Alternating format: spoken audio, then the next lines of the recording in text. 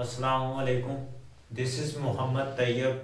आज हम fourth lecture का नेक्स्ट टॉपिक गोल्जी ऑपरेटर्स को डिस्कस करेंगे। तो ये ऑर्गेनेलिस सेल में क्या फंक्शन परफॉर्म करती है और इसकी इम्पोर्टेंस क्या है। तो हम मूव ऑन करते हैं। सबसे पहले हम डिस्कस कर लेते हैं कि ये ऑर्गेनेली किस टाइप की है, क्या ये मेम्ब्रेन बॉन्डेड है या नॉन मेम्ब्रेन बॉन्डेड है। तो सबसे पहले ये हमारे पास इसकी जो करेक्टरिस्टिक्स है, ये मेम्ब्रेन बॉन्डेड ऑर्गेनेली है। क्या है? मेम्ब्रेन बॉन्डेड ऑर्गेनेलीज है। मीन के जो इसका इंटरनल इन्वायरमेंट होगा वो एक्सटर्नल इन्वायरमेंट यानी साइटोप्लाज्म से सेपरेट होगा। किसके जरिए?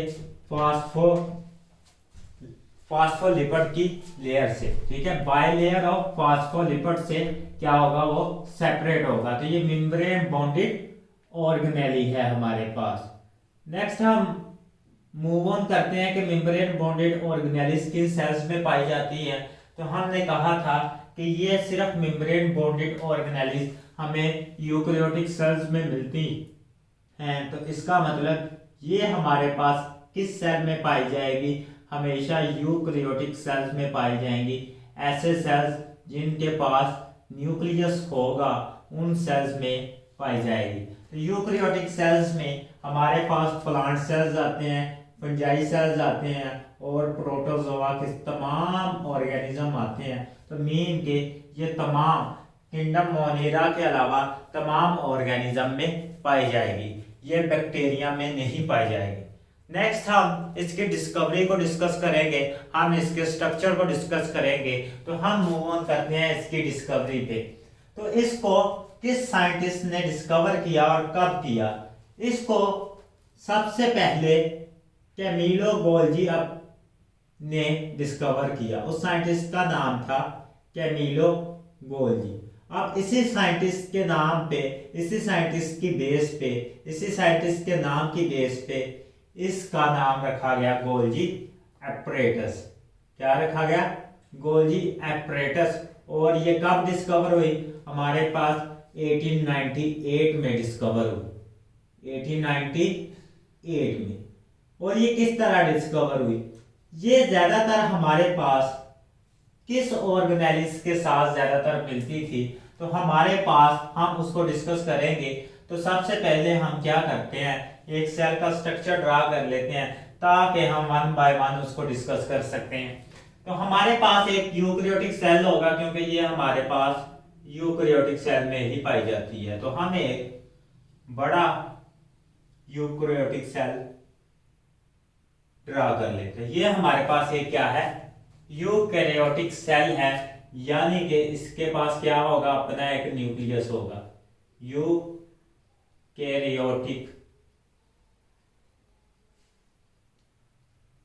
सेल।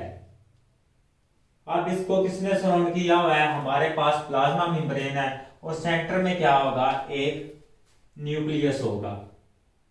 सेंटर में क्या होगा? एक न्यूक्लियस होगा, क्योंकि ये यूकेरियोटिक सेल्स है तो इनमें न्यूक्लियस होगा। अब नेक्स्ट हमने यूकेरियोटिक सेल्स की एक पिछले लेक्चर में एक ऑर्गेनेलिस डिस्कस की थी, जिसका नाम हमने रखा था एंडोप्लाज्मिक रेटिकुलम। इस लेक्चर में इसकी ज्यादा इंपॉर्टेंस है एंडोप्लाज्मिक रेटिकुलम की भी, तो इसलिए मैं उसको भी ड्रा करने लगा हूं कि एंडोप्लाज्मिक रेटिकुलम क्या होता है हमारे पास। तो हमने क्या कहा था कि एंडोप्लाज्मिक रेटिकुलम हमारे पास स्टैक ऑफ ऑर्गेनेलिस होता है जो कि सेल में पाया जाता है। और ये क्या करता है? ये प्रोटीन की सिंथेसिस भी करता है और डिफरेंट फंक्शन भी परफॉर्म करता है हमारे पास। तो हमने उस फंक्शंस को भी वन बाय वन डिस्कस कर लिया था। यहां पे हमने एंडोप्लाज्मिक रेटिकुलम को भी ड्रा कर लिया। तो एंडोप्लाज्मिक रेटिकुलम की हमारे पास दो टाइप्स थी, एक था स्मूथ एंडोप्लाज्मिक रेटिकुलम और एक था हमारे पास रफ एंडोप्लाज्मिक रेटिकुलम। और दो टाइप्स की इनका स्ट्रक्चर होता है, एक स्टैक लाइक होता है और एक क्या होता है? ट्यूब लाइक होता है। तो हमने दोनों को ड्रा कर दिया यहाँ। अब ये हो गया हमारे पास न्यूक्लियस। न्यूक्लियस के साथ एसोसिएट क्या है हमारे पास? Endoplasmic reticulum. और ये कौन सा है? ये हमारे पास रफ एंडोप्लाज्मिक रेटिकुलम है।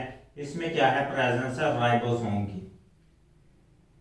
आप सोच रहे होंगे कि अब मैं ये डायग्राम क्यों बना रहा हूं, क्योंकि इसकी इंपॉर्टेंस है इस लेक्चर में, इस वजह से मैं ये ड्रा कर रहा हूं। अब नेक्स्ट ऑर्गेनेलिज है हमारे पास गोल्जी अपरेटस, जिसे कैमिलो गोल्जी ने डिस्कवर किया। उसकी शेप किस तरह की होती है, तो ये भी हमारे पास है स्टैक लाइक, ठीक है, स्टैक ऑफ। सबसे पहले हम इसकी डिस्क्रिप्शन को डिस्कस कर लेते हैं ताकि हमें थोड़ा सा आइडिया जाए। ये क्या है, स्टैक ऑफ, एक बंडल है, स्टैक ऑफ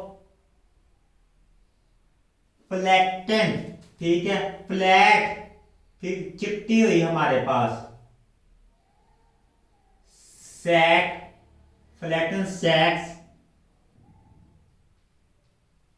तो which are bonded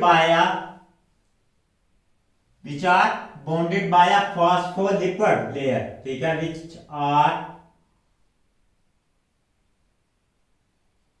bounded by जिसे हम क्या कहते हैं, सेल मेम्ब्रेन।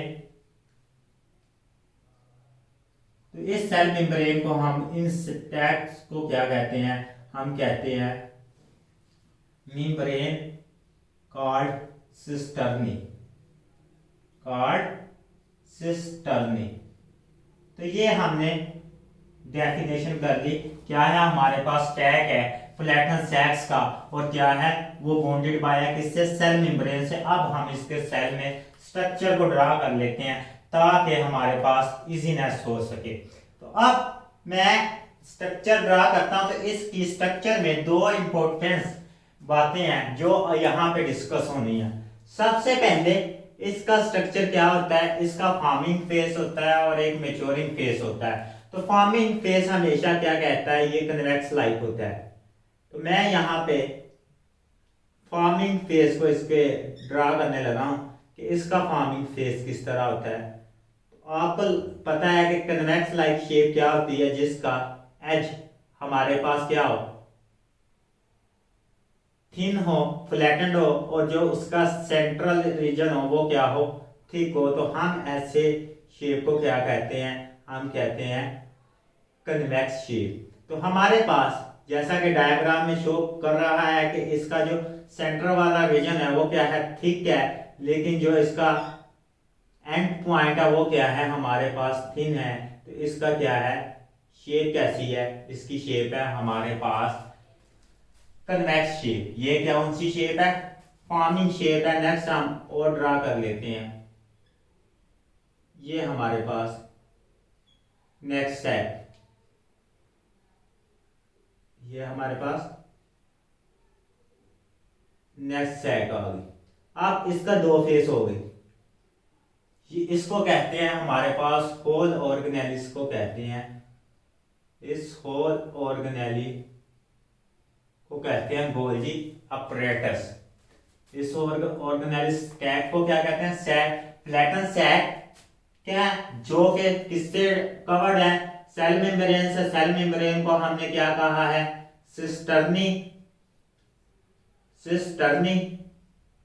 और ये क्या है, स्टैक की नुमा में है, मीन के 1 2 3 4 स्टैक हमारे पास सैक क्या है, स्टैक में है, मीन के उनका हमारे पास टुगेदर किसकी, ग्रुप की फॉर्म में है। तो हमने उसको क्या कहा है, ये गोल्जी अपरेटस हैं, गोल्जी अपरेटस।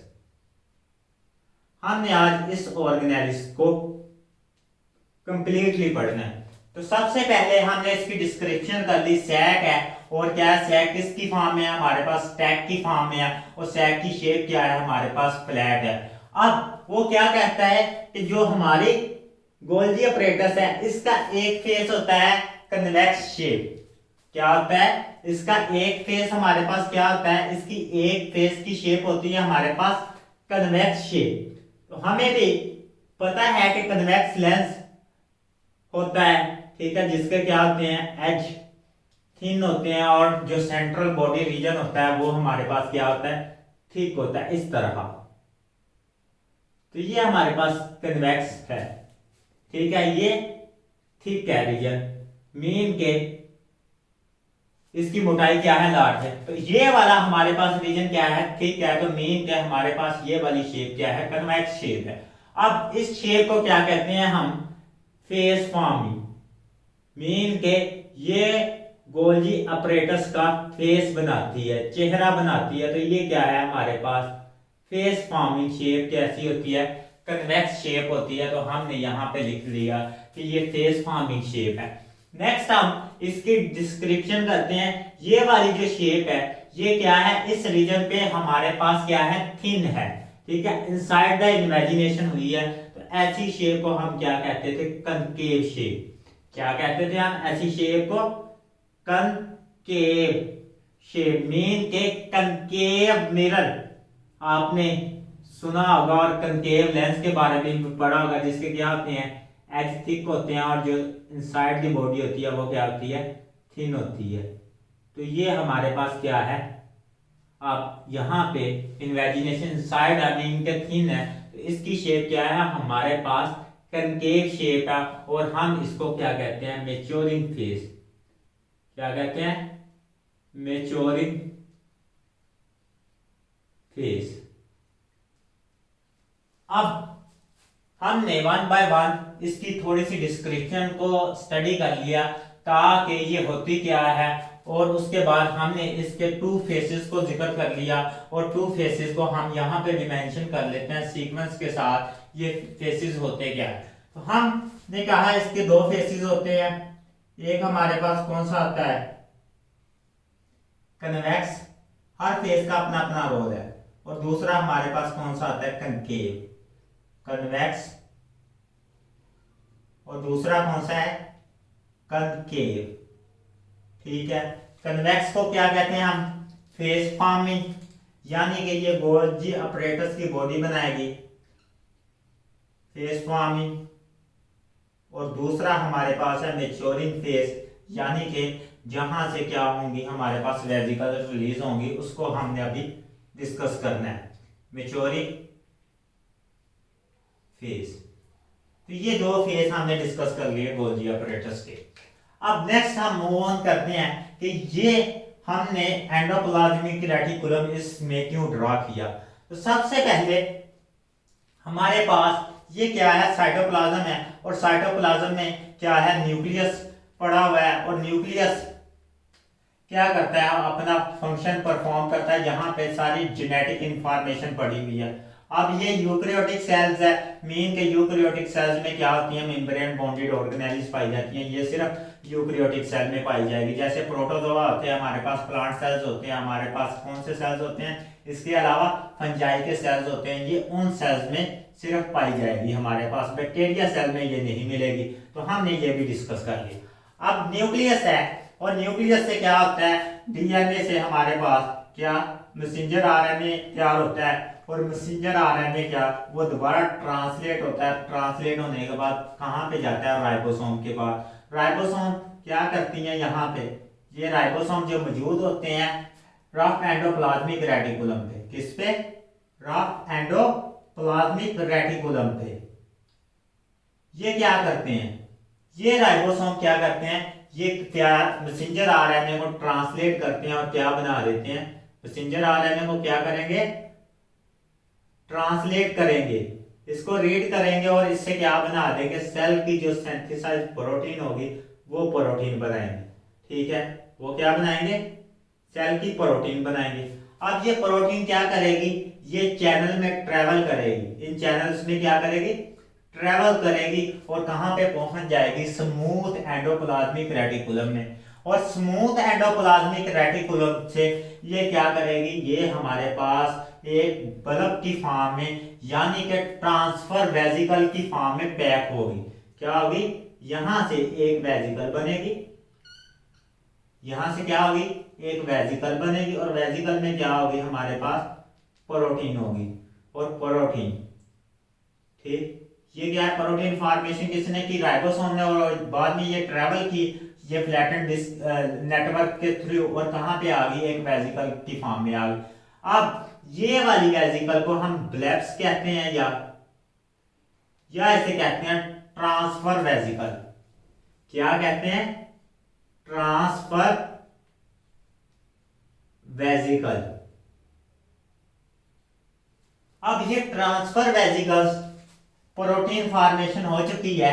अब ये ट्रांसफर वेजिकल फर्दर मॉडिफिकेशन के लिए क्या आ जाते हैं, गोल्जी अपरेटस के मेच्योरिंग फेज के पास जाते हैं, कन्वेक्स फेज के पास जाते हैं। गोल्जी अपरेटस के कन्वेक्स फेज के पास जाएंगे और वहां पे जाके क्या होंगे, ये फ्यूज हो जाएंगे। तो ये वाली प्रोटीन ट्रांसफर वेजिकल्स यानी ब्लैब्स हमारे पास कहां पे पहुंच गई, गोल्जी अपरेटस के पास। ये क्या है, ब्लैब्स यहां पर पहुंच गई। अब ये क्या करेंगी, ये वाली ब्लैब्स क्या करेंगी, इसके साथ फ्यूज होंगी जाएंगी, इसके साथ फ्यूज होंगी और इस रीजन में आ जाएंगी। हमारे पास क्या होंगी, इस रीजन में फ्यूजन के बाद क्या होगी, इस रीजन में हमारे पास आ जाएंगी और इनकी क्या होगी, फर्दर मॉडिफिकेशन होगी। अब ये मॉडिफिकेशन किस तरह होती है, हम इसको थोड़ा सा स्टडी करते हैं ताकि हमें इसकी अंडरस्टैंडिंग हो सके। मॉडिफिकेशन होती क्या है, प्रोटीन तो सिंथेसाइज होगी, अब मॉडिफिकेशन क्या होनी है, क्यों जरूरी होती है मॉडिफिकेशन, तो हम उसको थोड़ा सा डिटेल के साथ स्टडी करते हैं। अब इसमें क्या होती है मॉडिफिकेशन, किसकी होती है मॉडिफिकेशन, हमारे पास प्रोटीन की। प्रोटीन कहाँ पे सिंथेसाइज हो रहा है, वो हो रहा है हमारे पास रफ एंडोप्लाज्मिक रेटिकुलम पे, ठीक है। वहां पे कौन सिंथेसाइज कर रहा है, राइबोसोम सिंथेसाइज कर रहा है, जिसकी अब क्या होनी है, फर्दर मॉडिफिकेशन होनी है। हमने कंपाउंड पढ़े थे कौन से, ग्लाइकोलिपिड, और क्या पढ़ी थी, ग्लाइकोप्रोटीन, और क्या पढ़े थे, कॉन्जुगेट मॉलिक्यूल्स। कौन कौन से पढ़े थे हमने, ग्लाइकोप्रोटीन, और उसके बाद जब क्या हमारे पास कार्बोहाइड्रेट और प्रोटीन कंबाइन कर जाए तो हमारे पास कौन सा कंपाउंड बनता था, ग्लाइकोप्रोटीन। अब नेक्स्ट हमने कंपाउंड पढ़ा था एक लिपोप्रोटीन। लिपोप्रोटीन क्या था, जब दो मैक्रोमोलेक्यूल लिपिड और प्रोटीन कंबाइन कर जाए तो हमारे पास कौन सा कंपाउंड बनता था, लिपोप्रोटीन। तो ये दो इंपॉर्टेंट कंपाउंड को किस तरह फॉर्मेशन होती है, तो ये फॉर्मेशन यहां पे होती है। अब ये फॉर्मेशन यहाँ पे होती है क्योंकि लिपिड भी सिंथेसाइज यहाँ पे होता है और ये भी क्या करता है, इसके पास जाता है, इसी तरह वेजिकल की फॉर्म में। अब ये क्यों इंपॉर्टेंट है, लिपोप्रोटीन और हमारे पास ग्लाइकोप्रोटीन। हमने क्या कहा था कि लिपोप्रोटीन और ग्लाइकोप्रोटीन क्या है, सेल मेम्ब्रेन का इंपॉर्टेंट पार्ट है, ग्लाइकोप्रोटीन भी और हमारे पास लिपोप्रोटीन भी। जब हमने इसका स्ट्रक्चर स्टडी किया था सेल मेम्ब्रेन का, तो क्या था, फॉस्फोलिपिड के साथ कार्बोहाइड्रेट डायरेक्टली अटैच भी थे और उसमें जो प्रोटीन एम्बेडेड थी उनके साथ भी, प्रोटीन के साथ ये ग्लूकोज अटैच था, जो कि हमारे पास पॉलीसेकेराइड टाइप के ग्लाइकोप्रोटीन बनाते थे। अब ये क्या करते हैं, ये सेल्स को सेल के मार्कर के तौर पे एक्ट करते हैं। ये क्या करते हैं, सेल के रिस्पॉन्सेस को एक्टिवेट करते हैं। कोई फौरन पैगाम आया है तो इनके पास स्पेसिफिक रिसेप्टर होते हैं जहां पे वो पैगाम अटैच होता है और सेल के क्या करता है, फंक्शंस को मॉडिफाई करता है। तो अब ये ब्लैब्स यहां पे पहुंच चुकी हैं फर्दर मॉडिफिकेशन के लिए। अब फर्दर मॉडिफिकेशन क्या होगी कि ये वाले गोल्जी अपरेटस अपना काम करेंगे और इसमें क्या करेंगे, कुछ हद में थोड़े से कार्बोहाइड्रेट अटैच करेंगे और इस प्रोटीन की नेचर को क्या कर देंगे, चेंज कर देंगे, इसको क्या कर देंगे, मॉडिफाई कर देंगे। ये मॉडिफाई प्रोटीन होगी हमारे पास, ठीक है। ये क्या है, मॉडिफाई प्रोटीन, जो कि ग्लाइकोप्रोटीन बन चुकी है, जिसमें क्या उन्होंने ऐड की है, कार्बोहाइड्रेट। अब ये प्रोटीन अब बन चुकी है और ये प्रोटीन क्या होगी, यहां से रिलीज हो जाएगी हमारे पास वेजिकल्स की फॉर्म में मैच्योरिंग फेज से, ठीक है। ये नेक्स्ट क्या है हमारे पास, ट्रांसफर वेजिकल से क्या होगा, ये हमारे पास सेक्रेटरी वेजिकल की फॉर्म में चेंज हो जाएगी। अब ये क्या है, ये दोबारा एक वेजिकल्स में एक प्रोसेस प्रोटीन आ गई है हमारे पास, जिसमें क्या है, ग्लाइकोप्रोटीन है, जिसमें क्या है, ग्लाइकोप्रोटीन है। और ये फर्दर क्या होंगी, अपनी मंजिल जहां जाना है, अगर ये सेल के बाहर जाना चाहती हैं तो सिक्रीट कर दी जाएंगी, और अगर ये सेल के अंदर फंक्शन परफॉर्म करना चाहती हैं तो ये सेल के अंदर ही रहेंगी। तो सबसे पहले हम देखते हैं कि ये सेल सिक्रीशन क्या होती है। ग्लाइकोप्रोटीन मैन्युफैक्चरिंग हो गई यानी मॉडिफिकेशन हो गई। अब हम डिस्कस कर लेते हैं सेल सिक्रीशन। सेल सिक्रीशन, अब हमारी बॉडी में बहुत सारे सेल्स सिक्रीशन करते हैं, जिसमें मेजर एग्जांपल है हमारी पैंक्रियाटिक सेल्स की, जो कि हमारे पास क्या करते हैं, डाइजेस्टिव एंजाइम सेक्रेट करते हैं और वो डाइजेशन में इंपॉर्टेंट रोल प्ले करते हैं, जिसमें लाइपेज एंजाइम होता है, काइमोट्रिप्सिन एंजाइम्स होते हैं, और हमारे पास कौन से होते हैं, ट्रिप्सिन एंजाइम होते हैं जो कार्बोहाइड्रेट को डाइजेस्ट करते हैं। तो वो ये वाली वेसिकल्स क्या करती हैं, ये सेल मेम्ब्रेन के पास आती हैं और यहाँ पे क्या करती हैं, आके फ्यूज होती हैं और ये सेल से बाहर सेक्रेट हो जाती हैं। ये क्या होती हैं, यहाँ पे फ्यूज होंगी और यहाँ पे क्या होगी, ये सेल से बाहर आ जाएंगी। तो ये आप क्या करेंगी, सेल मेम्ब्रेन में जाके डाइजेशन का प्रोसेस परफॉर्म करेंगी और ये स्मॉल इंटेस्टाइन में हमारे पास पैनक्रियास क्या करता है, डाइजेशन करता है। तो इस तरह ये क्या होंगी, सिक्रीटरी वेसिकल के तौर पे एक्ट करेंगी। क्या करेंगी, ये वाली अब हमारे पास क्या है, सिक्रीटरी वेसिकल्स, मीन के वो सेल्स जो कि सिक्रीशन करते हैं वो किस फॉर्म में करते हैं, सिक्रीटरी वेसिकल की फॉर्म में करते हैं। अब दूसरा फंक्शन ये क्या है, इसने मॉडिफिकेशन की है।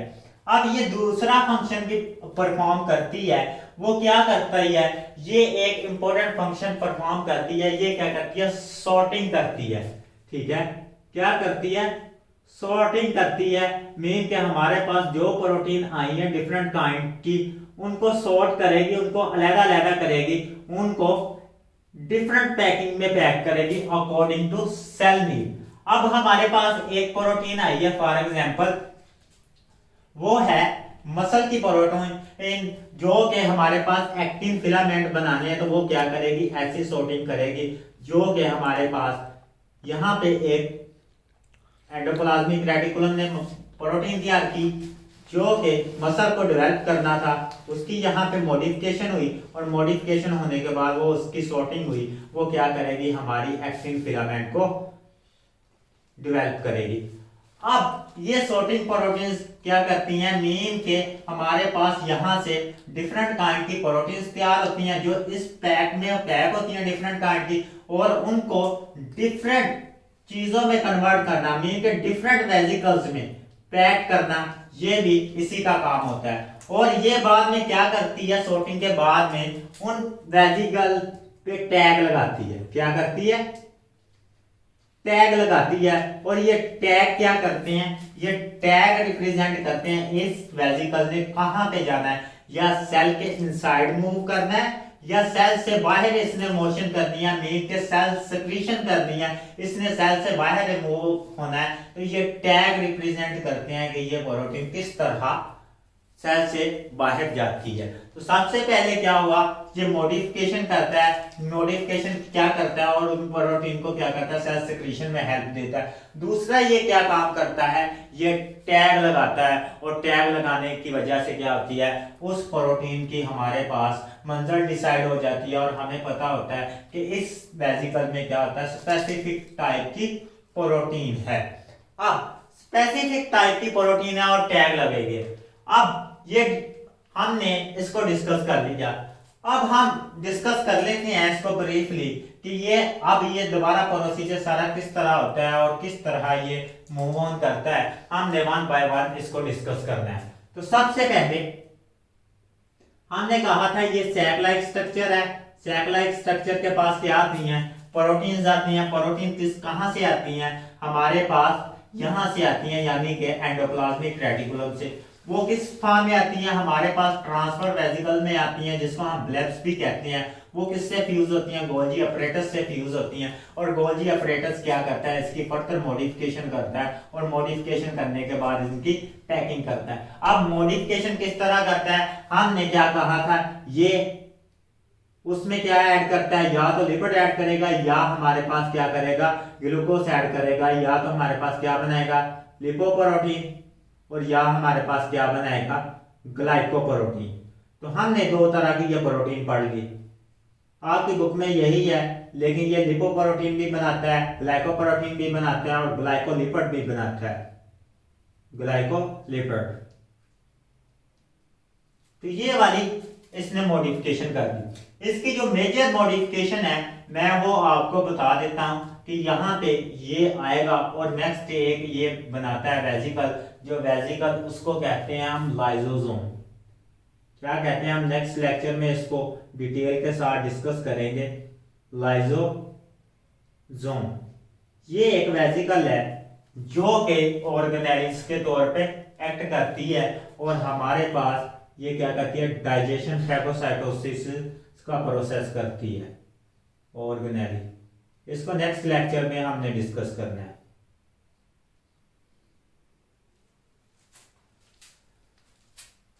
आप वन बाय वन सबसे पहले इस ऑर्गेनेलिस को डिस्कवर किया कैमिलो गोल्जी ने, और उसके बाद ये मेम्ब्रेन बॉन्डेड ऑर्गेनेलिस है और ये यूकैरियोटिक सेल में पाई जाती है। ये क्या स्टैक ऑफ फ्लैटेंड सैक्स है, सैक्स which are bounded by a cell membrane called cisternae। ये क्या है, सैक है, स्टैक्स है और ये किससे है, मेम्ब्रेन से बॉन्डेड है। उसके बाद इस स्टैक्स के दो फेस होते हैं, एक होता है कन्वेक्स फेस फॉर्मिंग, जहां पे क्या होगी, वेजिकल फ्यूज होगी, जो वेजिकल एंडोप्लाज्मिक रेटिकुलम से ओरिजिनेट होती है, यानी कि स्मूथ एंडोप्लाज्मिक रेटिकुलम से ओरिजिनेट होती है। नेक्स्ट है इसका कनकेव फिर मैच्योरिंग फेस है। वो मैच्योरिंग फेस क्या करता है, जब ये मॉडिफिकेशन होकर हमारे पास प्रोटीन यहाँ तक पहुंच जाती है तो ये क्या करता है, इसको सिक्रीट कर देता है in the form of secretory vesicle. अब सिक्रीटरी वेजिकल पे ये क्या करता है, ये टैग लगाता है। ये क्या लगाता है, इसकी टैग लगाता है, ये कौन सी डेस्टिनेशन पे जाएगी।